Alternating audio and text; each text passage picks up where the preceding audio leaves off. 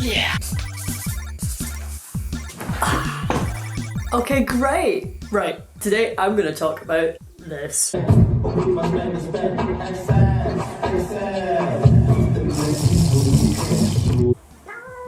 who it is! Yeah, you thought Morbius was bad just because of the writing, pacing, editing, most of the performances. Well, guess what? It's also accidentally pretty homophobic. Yay! I'm aware the Morbius train has come and gone. It came out during SE season for me, so I'm sorry for being behind. I'd also like to stick a disclaimer here that I've not read any of the Morbius comics. This is solely based off of the film. For those of you who've not seen Morbius, first of all, I'm so jealous. Don't watch it. Keep it that way. You're so lucky. And secondly, spoilers from here on out. Oh, the poster's kind of out of frame. Fuck. There you go. I forgot the googly eyes. Morbius, starring ex-Doctor Who actor, what do you mean that was 9 years ago, time is illusion, Matt Smith. And he took so long on piss breaks they genuinely had to buy a wheelchair for him and wheel him about on set. This is a real thing, look it up. Italian accent connoisseur and all-round beloved man Jared Leto is a new Sony Marvel foyer into the realm of joint-owned superhero movies. This combo has been historically mocked for the things they make. However, it has come out with a few fucking ace films, like the best superhero film ever made, the best Spider-Man rendition ever made, and these two who are fine, I guess. As well as a few other films. I mean, I haven't ever heard of fucking Ghost Rider, but maybe there's some Ghost Rider fanatics out there. It stars Nicolas Cage. Many of the core problems in the Morbius film can be seen as systematic issues throughout Sony.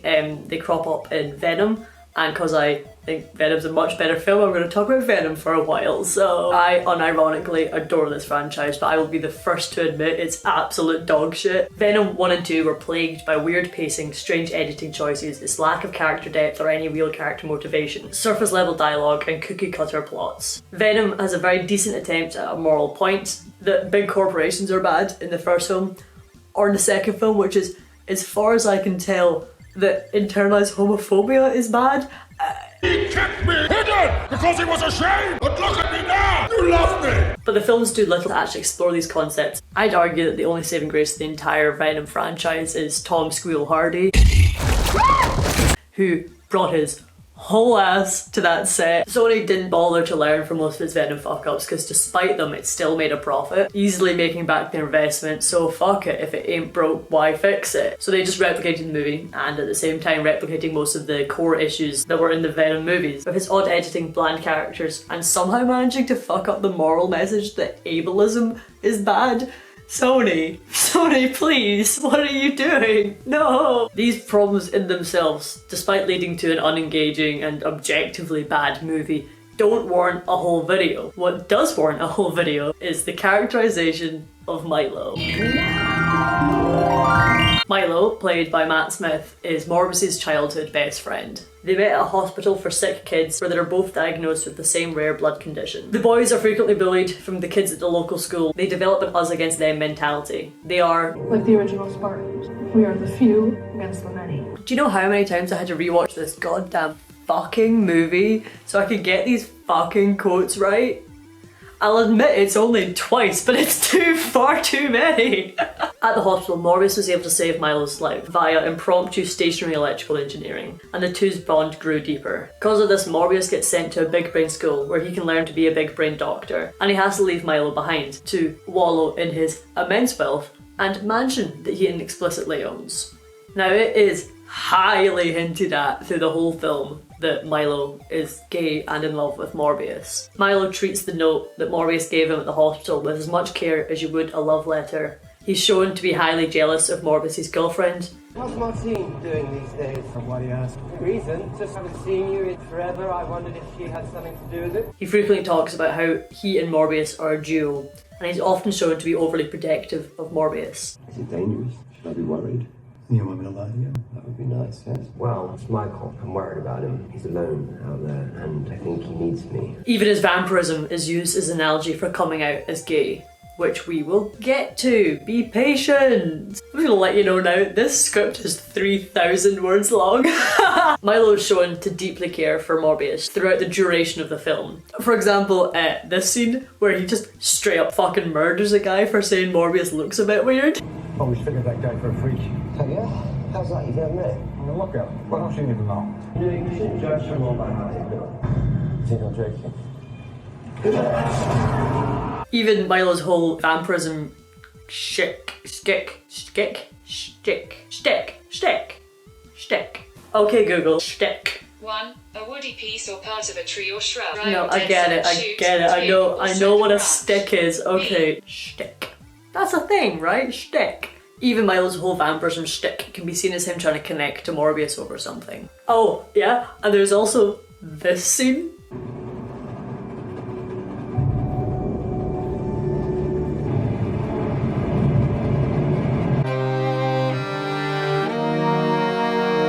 I don't think they could be less subtle if they tried. His sexuality is set up through the characterization and actions, which are clearly pointing to his MLM sexuality. MLM being men loving men. I'm not claiming he's turned on by pyramid schemes, though he is rich as fuck, so who knows. He does look like the kind of guy who'd want a fucking NFT. However, Sony being Sony, and with that lovely rich overseas dollar to be thinking of, never canonically state that Milo is queer. They get the actors to play it gay while they write it straight. This writing a gay character but not really is a trope that is not uncommon in modern day blockbusters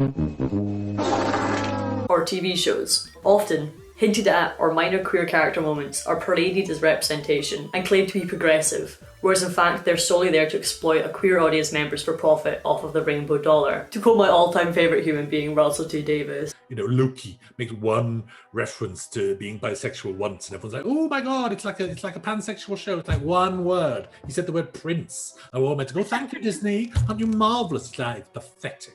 It's a ridiculous, craven, feeble gesture. Where this ridiculous, craven, feeble gesture is blatantly obvious is in the overseas releases of these huge franchise pieces of media. These tiny scrapes of queer hinting representation are almost always cut out for overseas audiences, which makes you think if it actually was about challenging norms and offering representation, then Sony or Disney or big corporations or us would actually use their multi-million-dollar platform to offer representation where it actually matters. But hey, you don't get a multi-million-dollar platform by being a good guy, do you? So... Oh shit, oh no, oh fuck, Clint Eastwood's gonna die. Yeah, I'm sorry, I should probably take this moment to mention Clint Eastwood, like the guy is fine. I've just named my batteries after Clint the Bad Eastwood.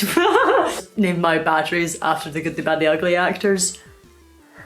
Which is a normal thing to do. When you write a character who at no point is explicitly referred to as queer, but you really want your audience to know is queer, you have to rely on queer stereotypes or iconographies. Enter William Hayes. He wrote a set of rules that became known as the Hayes Codes. The Hayes Codes put a ban to many fun things like nudity, suggesting nudity, drugs, drug deals, profanity, making fun of the clergy, white slavery, which we don't have time to talk about that, but most importantly for this video, he also put a ban to sexual perversion. This ban on sexual perversion covered many things, but what's important for this video is it acted as a flat-out blanket ban on all homosexuality on screen. When you're banned by the industry from showing a gay character, but you really want to show people at home that the character is gay, you have to come up with some new and classy ways of suggesting to the people at home. The technique of implying your character is gay through their actions, costumes, or suggestive dialogue, without ever actually saying that the character is gay, is known as queer coding. This can be done for a positive reason, like in the hidden much needed representation snuck past regulatory boards in the mid-20th century. However, it's much more commonly used as a shorthand for villainy. Being gay was seen as a moral failure. It was somebody who stood against American and Christian values, somebody who committed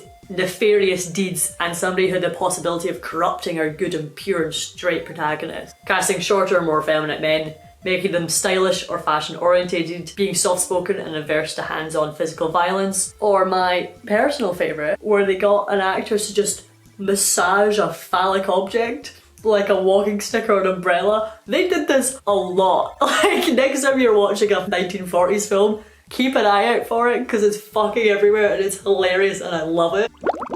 Now, these shorthand queer-coded signals are so embedded in the cultural idea of villainy that often they're replicated in modern cinema without even the conscious realisation of the creatives who are making it. You want a villain? you make him slightly effeminate. You want a villain, you make him kind of weak. You want a villain, you make him a bit strange and not quite within the cultural norm. The tropes remain even if the deliberate homophobic motivations have somewhat faded through time. However, these subconscious characterizations still act to replicate bias and bigotry, whether they were intentional or not. Hi, editing me here. I just noticed this scene of Milo sucking on a toothpick, and like, yeah, sure, it might be a reference to Badass Cowboys, but I don't know. It does also look real similar to those phallic objects that the people in the 1940s played around with. Oh, I get it. Cute. You leave this Toothpick in here and people are supposed to think, wait, that looks like a dick. Right, you're caught up. Milo's queer-coded, Milo's a villain, Milo is a queer-coded villain. However, what I think is fun and interesting is, as far as I can tell, Milo is a brand new form of queer-coded villainy that I've not seen anywhere else. Most of the queer-coded villains I've mentioned from previous century have become villainous due to lack of moral code that their sexuality represents. Very occasionally their sexuality plays an explicit part of their evil deed, as it acts as a possible corrupting force that our hero has to protect himself from. But the majority of the time, the presumed sexuality of the character merely acts as an indicator to the audience, like, watch out for this fucking dude.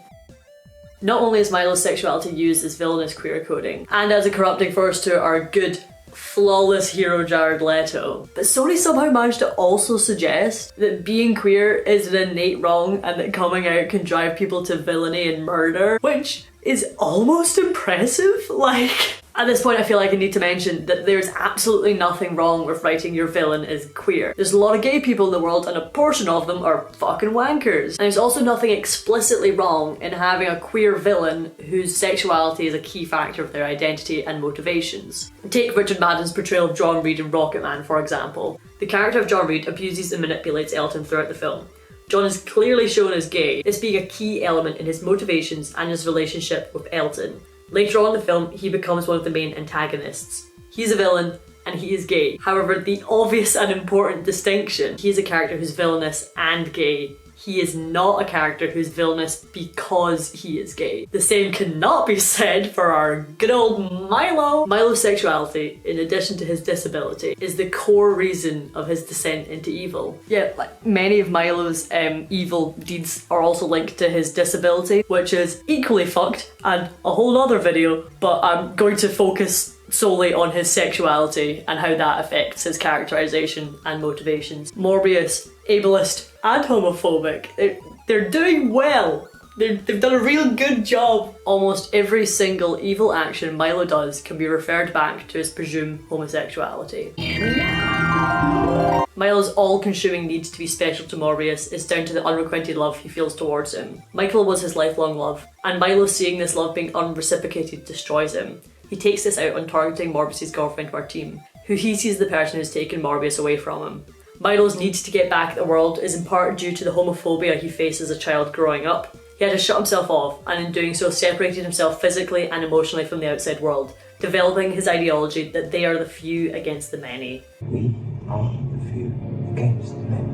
His continuous need and desire to make Morbius just like him, and his encouragement for him to embrace the fact that he's a vampire, could be an expression of Milo's desperate attempt to make Morbius gay. You have to stop. You have to stop denying who you are. It's boring. We can go anywhere. We can do anything. Let's go. Let's have some fun. Milo's queerness is the villainy in this film. Additionally, in reading Milo as queer, which Sony clearly wants you to do, then vampirism itself can be seen as a queer analogy. Milo squirreled himself away for years, not being given the agency he needed to express himself due to his disability. After this was cured, he finally had the ability as well as courage and determination to be himself to Morbius. He tells Morbius about how others don't accept him, and he wants Morbius to admit who he is. Michael doesn't accept what he is, Nicholas. I'm gonna make him accept it. Milo is only able to be himself and truly express himself after he became a vampire. This can be seen as queer self-acceptance and coming out. In this film, Milo being a vampire is an analogy for Milo being queer. And this is where things get even more fucked. Where Morbius keeps his vampirism gayness repressed, Milo took pride in who he was and let his vampirism run free. There's no shame in what we are. Now, I'm not saying it's good to murder folk. Now, I'm not saying it's good to murder folk, but this has got some pretty fucked implications if you dig even just surface level analysis on this. It kind of suggests that being queer is fine and okay as long as you, like Morbius, keep it pushed down. And it's fine to be a vampire as long as you don't act on being a vampire. You can be a vampire gay as long as you don't suck blood, have sex. And it equates homosexuality to a evil disease that the evil gaze spreads to the poor and innocent straight folk of the world. Now, I'm sorry if I'm seeming a little touchy about this. It just seems a little bit too familiar. Now, I really don't think that this was deliberately homophobic. In fact, I don't think they even noticed that they'd done it. I just think it was a hilarious off-mark fuck-up miscalculation that derived from their want to profit off of the queer community. My genuine theory that Sony saw how well Simbrock was doing and they were like, yo, fucking Morblo, let's get this shit trending on Twitter. They just thought to replicate it for profit without actually ever taking the time to analyse the repercussions of how this would interact with their plot. And it stems from them trying to profit off of the queer community without bothering to put any of the legwork or heavy lifting in that could have actually benefited the queer community. Anyway, I've been talking about Morbius for fucking over an hour now. Nobody should ever talk about Morbius for that long. Jesus Christ. Don't watch this film. I'm not saying boycott it or anything, it's just bad. It's not worth your time. Like, there's a few decent lines, like I genuinely laughed a couple of times and it looked like Matt Smith had just the best time on set and I'm really happy for the man. I also think it's hilarious that Jared Leto went full Jared Leto on it and went all method and did this genuinely impressive body transformation for the role, whereas Matt Smith just put a blanket over his legs. It's like, king. Yeah, I mean, there you go, that's the script, bye.